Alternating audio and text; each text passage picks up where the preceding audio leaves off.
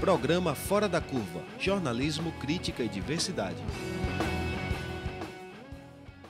Olá e bom dia para você que é ouvinte da nossa rádio pública universitária 99 FM e 820 AM. Quem fala aqui é Bruno Nogueira, eu sou professor no Departamento de Comunicação Social da Universidade Federal de Pernambuco. Agora são 11 horas e 30 minutos e está no ar o programa Fora da Curva. Em fevereiro, nós tivemos uma conversa aqui no Fora da Curva, na sexta-feira mesmo, sobre a greve do Judiciário. Esse programa está disponível em nosso canal lá no YouTube, youtube.com/programa Fora da Curva. Eu queria aproveitar o começo do programa de hoje, só para lembrar que enquanto o Brasil ainda tenta se recuperar de mais um golpe, que foi o assassinato da vereadora Marielle Franco, relatora da Comissão de Intervenção Militar no Rio de Janeiro, que os professores na rede estadual do Rio de Janeiro continuam sem receber seus salários por decisão dos mesmos magistrados federais que aderiram à greve ontem, pela manutenção de um auxílio moradia de R$ 4.300, 4 vezes maior que o salário de R$ 1.490 desses professores, numa jornada de 5 horas de aula por dia. E quem está comigo aqui hoje no estúdio é José Augusto da Silva, mas ele disse que a gente pode chamar ele de Guto, que é professor de Sociologia no projeto de Interação e mestrando em Sociologia pela Universidade Federal de Pernambuco. Bom dia, bem-vindo, Guto. Bom dia, Bruno. Inicialmente eu gostaria de agradecer a oportunidade de estar aqui. Considero uma honra e, assim, o quanto é importante termos esse espaço para pensar de forma diferente esse assunto que tanto nos envolve, né? Chamado torcidas organizadas. Pois é, dia de jogo de futebol é sempre um dia de sentimentos confusos na cidade, né? Para uns é dia de festa, é dia de torcer, de se encontrar com os amigos, mas para outros acaba também sendo um dia de medo, né? Cuidado quando sair, que hoje é dia de jogo, é um alerta corriqueiro para quem mora perto dos estádios, para quem mora no centro, né? Acho que poucas manifestações populares conseguem juntar tantas controvérsias na cidade quanto uma partida de futebol, né? E na imprensa não existe meio termo, né? O futebol aparece ou hora para falar que hoje é dia de jogo, hoje é dia de clássico, ou hora para falar de violência, né? E apesar de existir de fato casos de violência nos estádios, uma parte dessa sensação de medo não deixa de ser construída mediaticamente, né?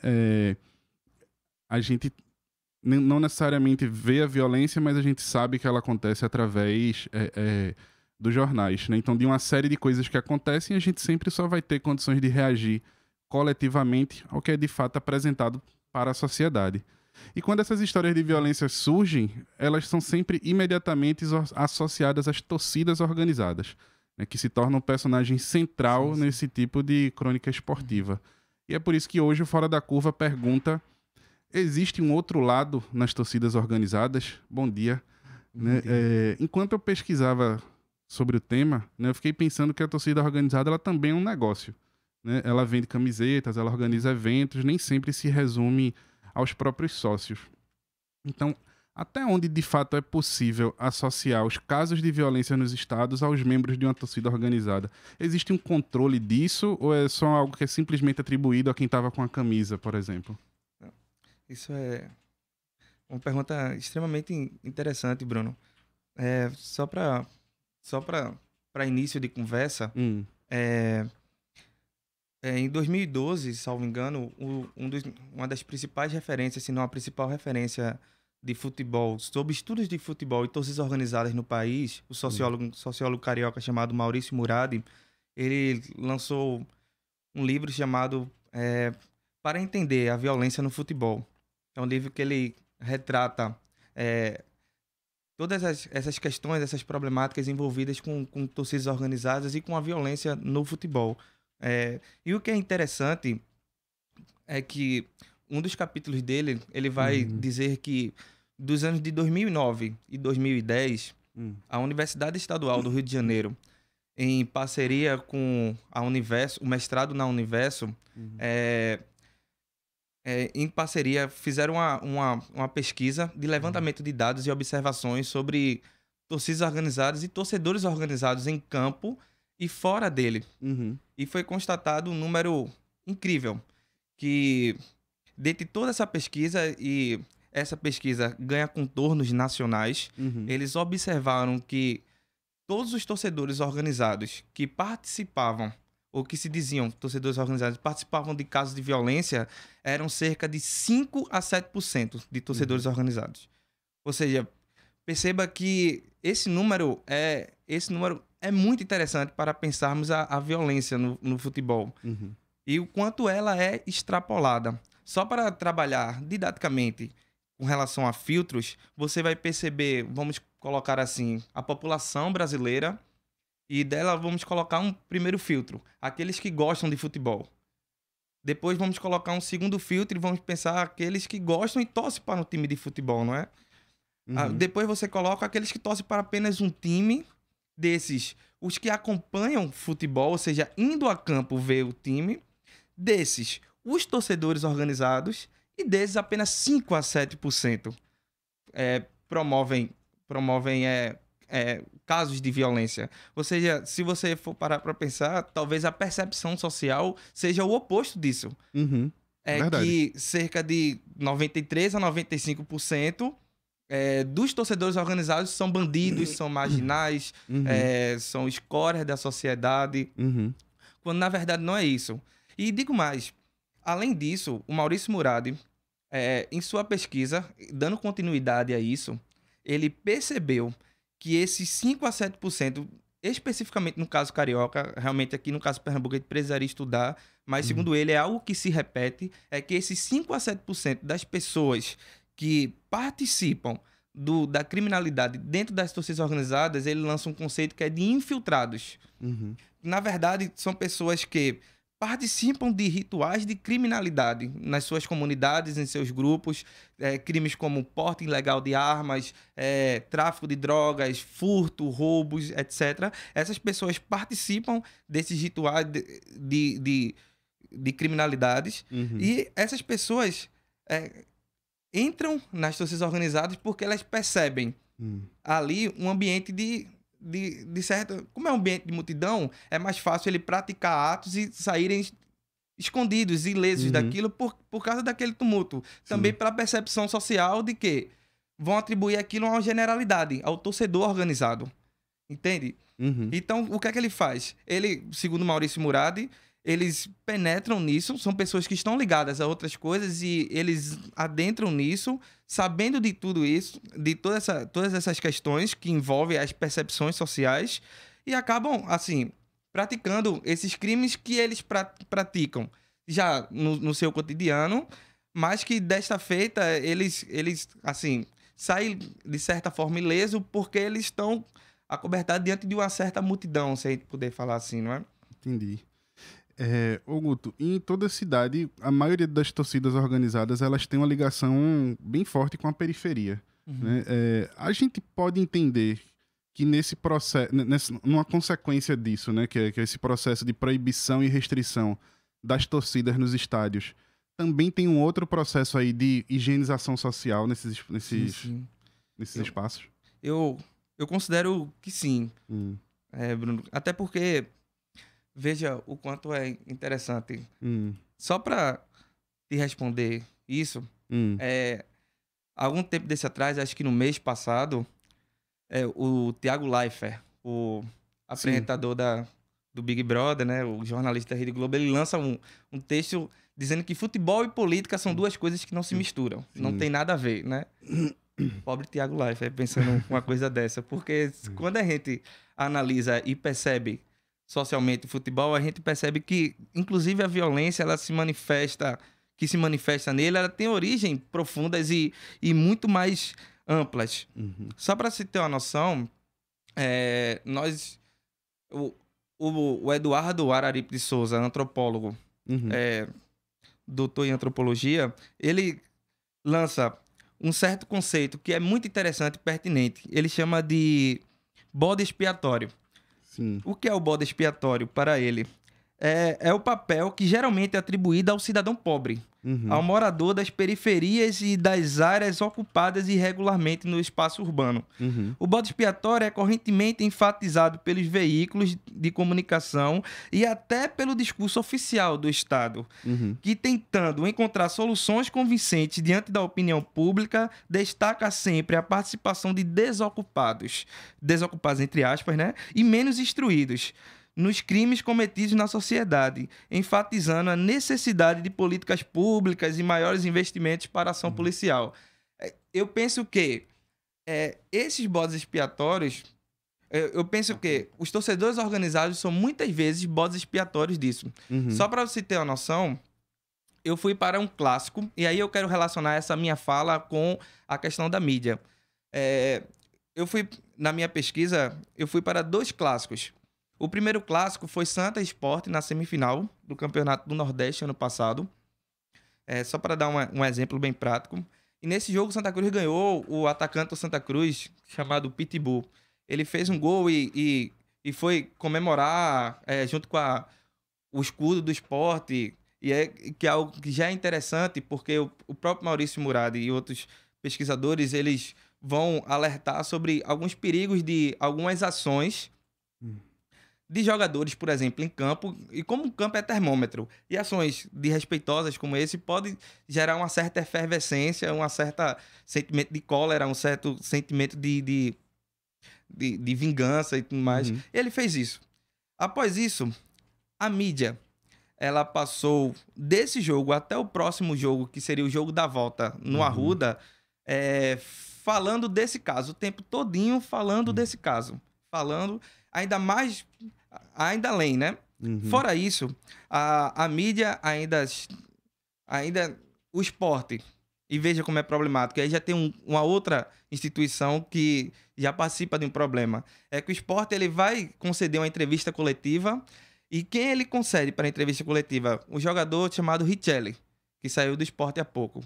Perceba que Richelli é um jogador com um certo histórico dentro do esporte mesmo, de entrevistas de cólera, de entrevista assim, de falar aquilo que pensa, de falar de todo jeito, de falar dessa forma. E o esporte poderia ter chamado algum jogador mais experiente para isso, um Magrão, Duval, jogadores que têm esse entendimento, são mais comedidos na fala. Aí ele chama o Richelli para falar. Aí vai o Richelli, joga mais lenha na fogueira o jogo. Eu estava nesse jogo e percebi uma atmosfera muito diferente. Muito diferente mesmo.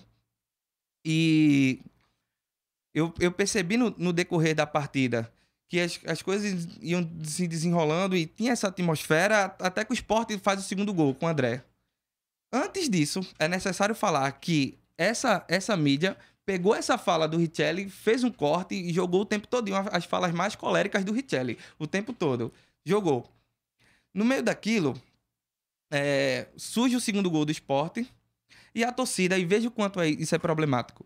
A torcida passou o jogo todo cantando músicas machistas, músicas homofóbicas, músicas misóginas, etc, etc.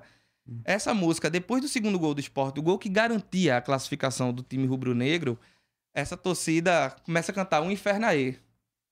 E a polícia, assim, de uma forma extremamente insensível, parte pra cima, batendo em todo mundo, spray de pimenta pra cima, assim.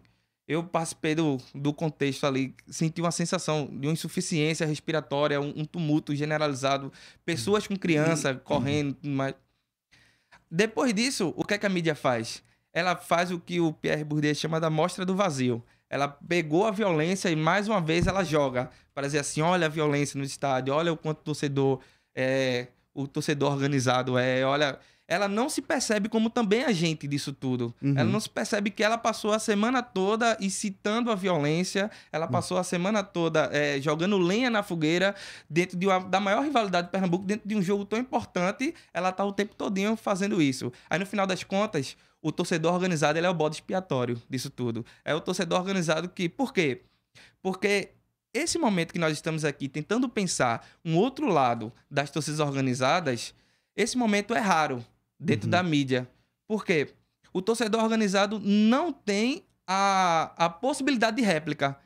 Não tem. Se você for parar para pensar a polícia no clássico, no último clássico da última rodada do Pernambucano, entre Sport e Santa, surge um sinalizador, todo esse tumulto, e aí eu escuto do oficial responsável pelo jogo, o policial, dizendo assim: não, eu acredito que alguém chegou antes, veja que teoria da conspiração, chegou antes e escondeu o sinalizador ali. Perceba que ele joga a culpa para a torcida organizada, ele tira a culpa da polícia, por quê? Porque eles são bodes expiatórios, sabe? Por quê? Porque são pessoas que, via de regra, não só no futebol, mas se você for parar para pensar metaforicamente na cidade como um todo, na construção da cidade, na construção das periferias, você vai perceber que as periferias não têm a condição de réplica. Elas são muitas vezes apenas ouvidas por uma suposta bondade de programas de cunho fascista.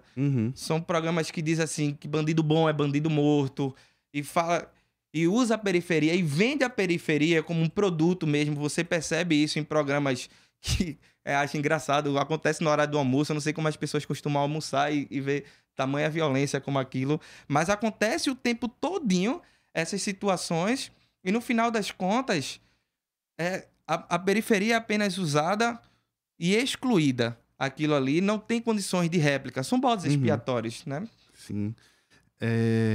Eu achei interessante isso que você lembrou do Tiago Leifert, né, que disse que futebol e política não se mistura, e quando a gente pensa tudo a partir dessa dimensão que você falou, é quase impossível dissociar futebol e política, né? E achei interessante também essa sua fala aí sobre o papel que a imprensa tem justamente na incitação disso durante um período pré-jogo para no momento do jogo.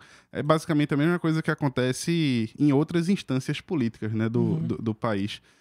E parece existir sempre uma relação de causa e efeito, né? A organizada sendo a causa, a violência sendo efeito. Isso. E aí, nessa relação aí com a própria política, a gente precisa pensar também até onde a violência não é causa, por exemplo, de uma ausência de outras políticas públicas para o jovem na periferia. Né? Mas eu queria aproveitar a tua fala, porque a gente recebeu uma pergunta aqui do Cássio Macedo, que achei bem interessante, se conecta com isso que você estava falando.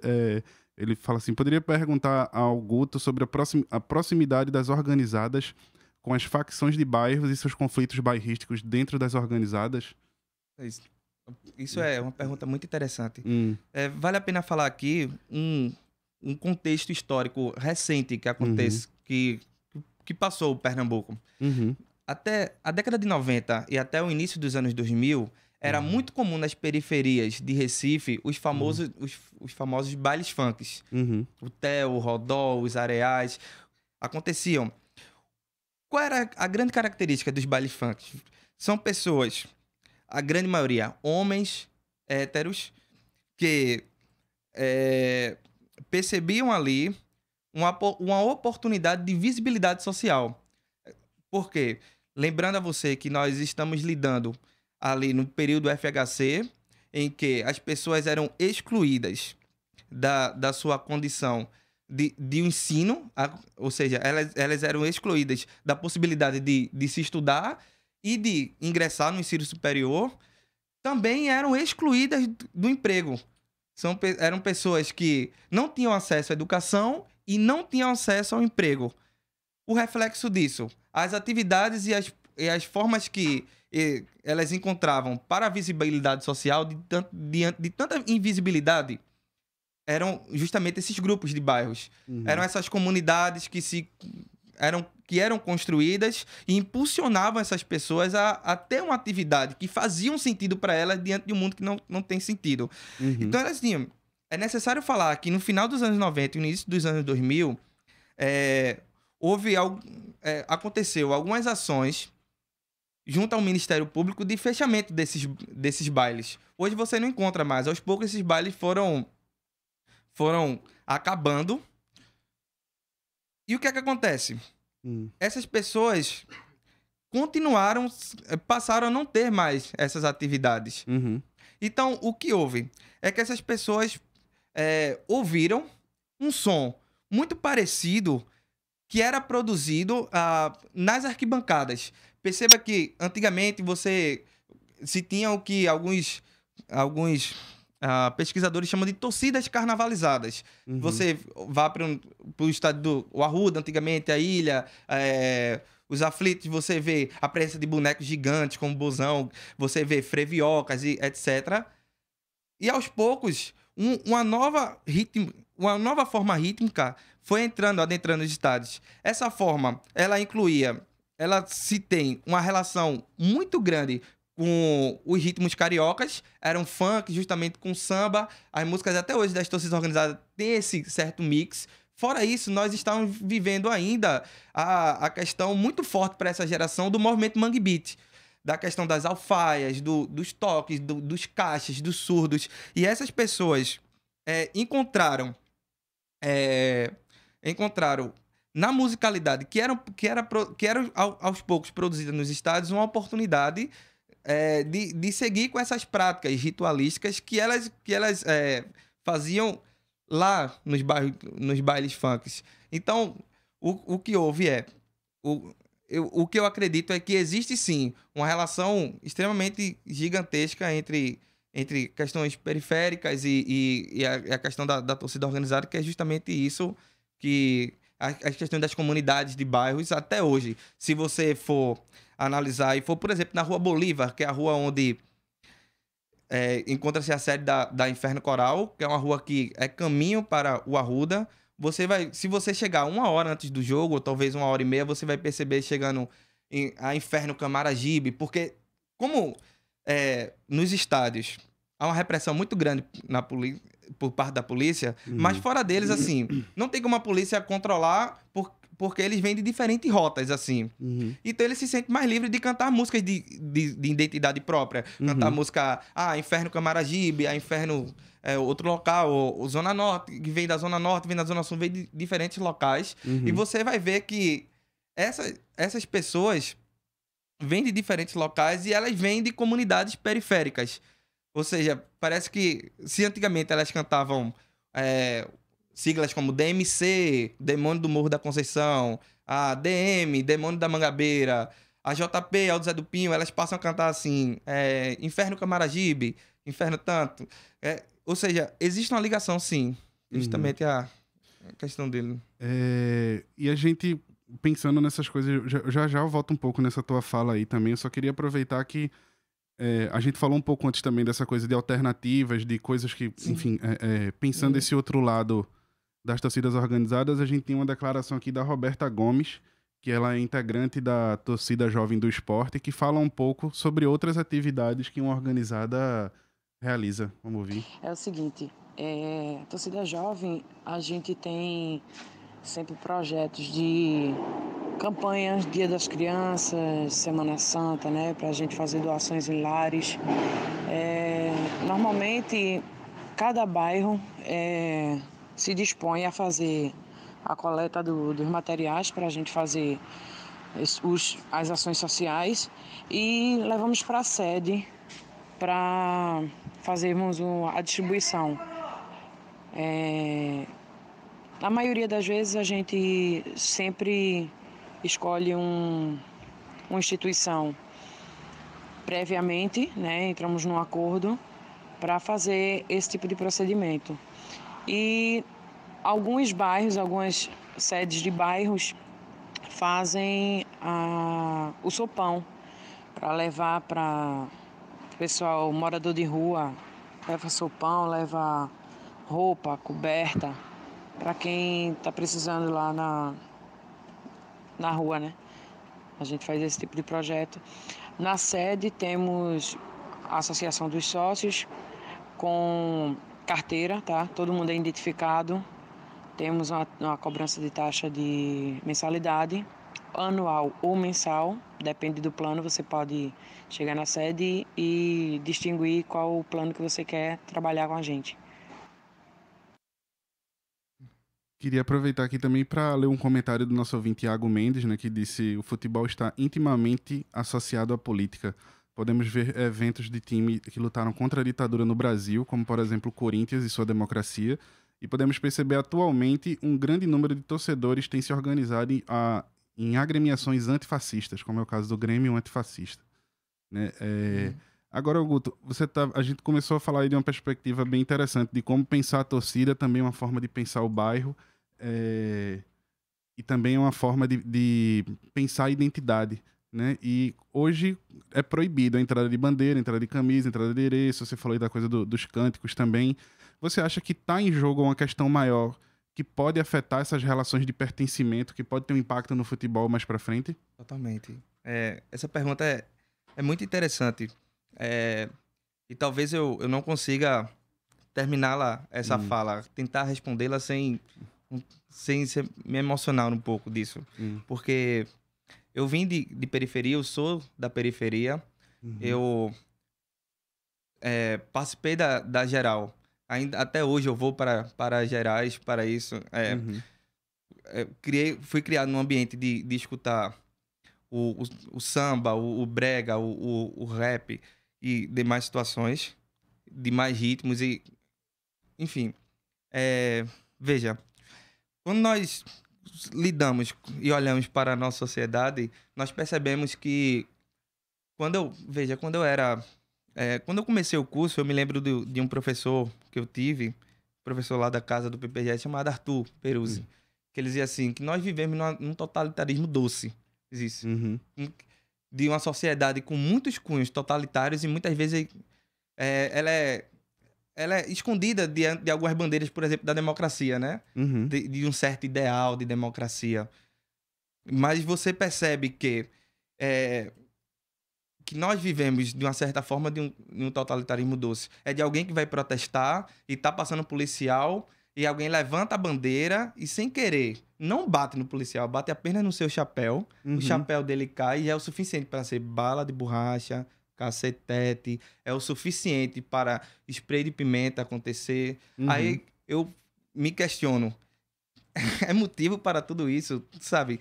Mas nós vivemos uma sociedade em que as relações de identidade, várias relações de identidade são coagidas a não aflorar, melhor dizendo. Algumas identidades são o tempo todo forçadas a não, assim, de uma certa forma, não dizer assim, nós estamos aqui, sabe? Uma delas é a torcida organizada. Eu quero, juntamente com isso, eu falei há pouco sobre os bodes expiatórios e agora vale a pena falar sobre um caso. Veja, o caso da Marielle Franco. Talvez eu não consiga terminar essa fala sem me emocionar, mas olha que coincidência. Ela era mulher, ela era negra, ela era ativista, ela era feminista e ela morreu. Ela foi executada. E nós sabemos que ela foi executada. E o que é mais interessante disso tudo, veja que coincidência, ela era tudo isso.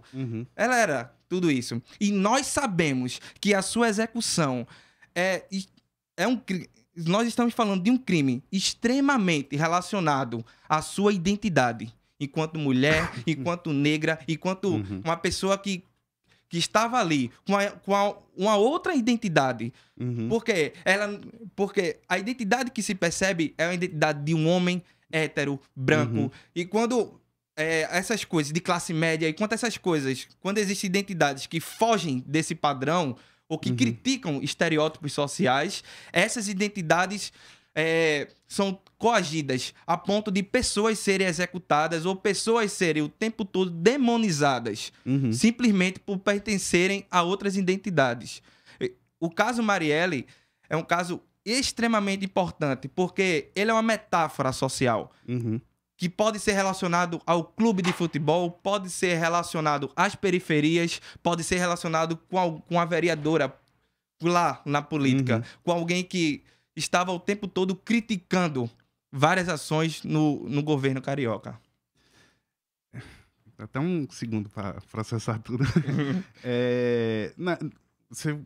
Foi muito boa essa sua fala, né? E o ouvinte nosso aqui, o Denilson Silva, ele estava justamente perguntando a quem interessa a demonização das organizadas. E era uma conexão que a gente esperava fazer aqui, né? Eu comecei o programa falando da Marielle, uma pessoa que teve, infelizmente, um curto mandato como vereadora, mas um que foi extremamente relevante, não apenas por todas as marcas de identidade, como você bem lembrou aí, mas porque ela lutou, de fato, com envios de projetos e etc., por políticas públicas em favor de direitos dos negros, das mulheres, do LGBT, que atuava diretamente na periferia, né? Então, até onde a gente pode pensar essa criminalização, essa demonização das organizadas dentro do golpe político, né, que o país vive. Você acha que é uma coisa que a gente consegue conectar? Eu acredito que tudo que vem acontecendo em termos de estádio de futebol, e principalmente, nós estamos em Pernambuco, aos poucos, vivendo um processo de higienização dos estádios. Esse processo pode ser relacionado ao golpe político que sofremos há pouco. Perceba que é algo interessante. O Eduardo Araripe de Souza, na sua dissertação em 2012, ele foi relatar um caso que foi o seguinte: ele estava dentro do campo e ele percebeu, ele relatando no capítulo da sua dissertação, dizendo assim, que ele relatando de forma pormenorizada e dizendo assim, e sabe o que é mais interessante? É que o torcedor organizado não tinha culpa nenhuma disso. O culpado totalmente era a polícia, assim. Mas veja, a ideia de construção política pro golpe é uma ideia muito semelhante para a ideia de uma construção de um torcedor. A ideia é que quem é que tem que fazer parte? São héteros, são brancos, são pessoas assim. Perceba que depois do acontecimento que rolou isso, foram entrevistar uma pessoa e fala que eu já ouvi e que ele relatou na sua pesquisa e colocou falas anteriores que a fala dizia assim: tem que cobrar esse ingresso caro, sim. O povão vai onde ele pode ir. Agora ele só vai assistir futebol porque o ingresso é pago pela torcida. O ingresso é pago pelo clube. Senão ele não iria. Ele iria para a periferia jogar bola, ou ele iria para a periferia assistir o jogo de várzea, ou jogar futebol de salão, ou pescar, ou fazer qualquer outra coisa. Esses caras devem ser proibidos de entrar em campo. Mas, não proibidos por lei, mas por motivos econômicos. Quem era esse cara? Era um homem branco de cabelos grisalhos nas sociais. Estabilizado financeiramente, falando sobre isso. Perceba que a relação é muito fina entre essas duas coisas. É muito tênue. Né? Eu já fui para jogos, agora imagine uma pessoa que foi criada indo para jogos, de repente fui para um jogo do Sporting que tinha 12 mil pessoas.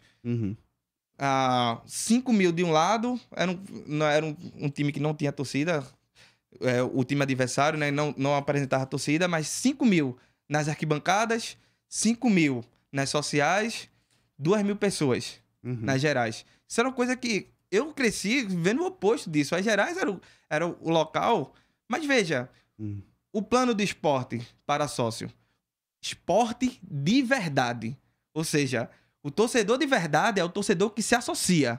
O torcedor que não se associa, ele não é torcedor de verdade, sabe?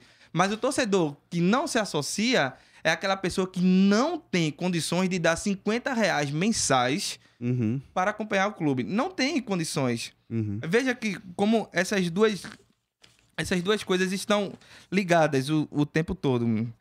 E interessante com isso, deixa eu só me adiantar, falar aqui.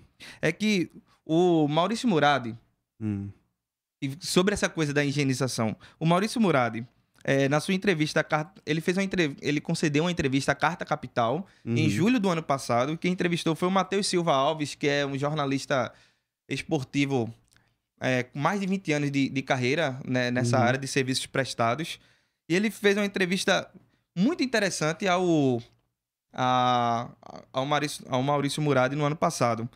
E ele perguntou, dentre várias perguntas, ele fez a seguinte pergunta ao Maurício Murad: em São Paulo, já há algum tempo existe a proibição da entrada nos estádios de faixas, instrumentos musicais, bandeiras e até mesmo jornais e livros. Mais recentemente, os clássicos no estado passaram a ser disputados com torcida única. Qual é a sua opinião sobre essas atitudes? Ele fala algo que... A sua resposta é algo que eu concordo. de uma forma geral, que ele diz assim: essas proibições todas, junto com a torcida única, são a decretação da falência da segurança pública. É assinar embaixo que não está conseguindo resolver o problema, então se proíbe tudo. É o mesmo que matar uma vaca para acabar com seus carrapatos. Uhum. Isso é muito interessante, porque, no fundo, qual é a solução? Proíbe tudo. É uma proibição, desculpa falar aqui no programa, mas ridícula, porque o torcedor organizado, ele não pode ir com a camisa que tem um nome jovem, mas ele vai com a camisa, por exemplo, que é amarela, que é a cor da jovem, com algumas coisas em vermelho e preto, que é a cor do esporte, e tem assim, 1995. O que é 1995? O ano de criação da jovem. Uhum. Sabe? Ele não pode mais colocar um bandeirão dizendo torcida jovem do esporte, mas ele coloca um bandeirão com as mesmas cores, com tudo igual o nome, Magrão. Uhum. Uma coisa assim, ridícula. Eu tava comentando há pouco, antes do programa começar, veja a lógica disso tudo. Antigamente, a torcida jovem do esporte cantava a música Vem pra jovem, vem zoar. E agora, com a ação policial, elas teve que trocar. E a música é Vem pra ilha, vem zoar. Uhum. Perceba que não, o verdadeiro problema e a verdadeira causa ali, o que verdadeiramente precisa ser tratado como política de reeducação, como investimento governamental disso tudo, isso não acontece. O que acontece são proibições pífias por parte da Polícia Federal com relação às torcidas organizadas. Porque, me desculpe falar, mas isso é pífio, assim. Uhum. Isso não tira. E, principalmente, Maurício Murad ainda vai além. Veja, que coisa interessante. Na cabeça da polícia, se ela tira o chapéu, se ela tira a camisa, se ela tira a pulseira, se ela tira tudo isso, ela ajuda a acabar com a violência. O Maurício Murad, ele vai ao oposto disso. Na verdade, se você está tirando isso, fica mais difícil monitorar. Esses infiltrados ficam ainda mais, os infiltrados que eu falei há pouco, eles ficam ainda mais fáceis de se infiltrar e de cometer atos ilegais. Ou seja, a ação policial não está ajudando em nada isso, não está resolvendo o problema. Na verdade, está decretando, porque a partir do momento que você não abre o espaço na esfera pública para que se tenha um diálogo e uma reflexão sobre isso, a partir do momento em que não existe uma tentativa de... Eu estou na universidade desde 2011. De lá para cá, eu vejo os trabalhos brilhantes de pessoas tratando sobre torcidas organizadas, sobre machismo no futebol, sobre racismo, mas em nenhum momento há uma tentativa do governo do estado de tentar perceber aquilo que vem sendo produzido na academia, aquilo que pode ser utilizado para refletir sobre isso como soluções, como políticas públicas para resolver o problema. Não existe essa ideia. Aí faz o quê? Proíbe tudo, não pode nada. Mas eu fico me questionando até que ponto isso vai resolver o problema. Guto, o nosso tempo encerrou. Né? Tem um monte de coisa ainda aqui para perguntar. Rapidamente, bem brevemente mesmo, assim, só para a gente fechar, não queria deixar de perguntar isso. Você acha que tem interesse dos clubes, dos donos dos clubes, nessa higienização social dos estádios? Eu acho que depende do clube. Por exemplo, Tá. Eu acho que o clube feito esporte é muito interessante como constituído nas suas últimas gerações de classe média e por alguns avanços que o esporte conseguiu nos últimos anos, inclusive pela sua questão financeira, é interessante para o esporte ter esse público consumidor. É interessante. Por isso, o torcedor organizado ele é excluído, já que ele já deixou de ser a maioria no estádio, sabe? Aos poucos ele tem deixado de ser a maioria. É interessante que, com isso, até vem surgindo outros movimentos de torcida, esse de classe média e tudo mais. Mas um clube como Santa Cruz, por exemplo, é um clube que é constituído pelo povão. Então, para ele, por exemplo, não faz sentido ele excluir aquilo que constitui a instituição, sabe?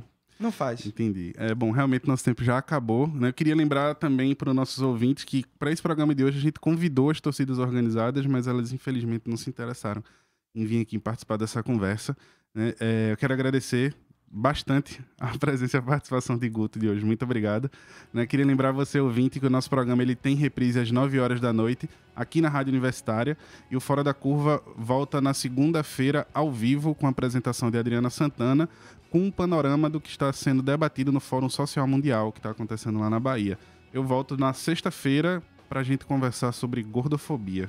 O programa de hoje ele contou com Natália Cruz nas redes sociais, teve produção de Ed Rodrigues, teve uma ótima ajuda de Manuela Andrade, que nos acompanhou aqui no estúdio também, né? Roteiro e locução minha, Bruno Nogueira, os trabalhos técnicos de Marco da Lata. Uma boa tarde e um bom fim de semana para todos e para todas.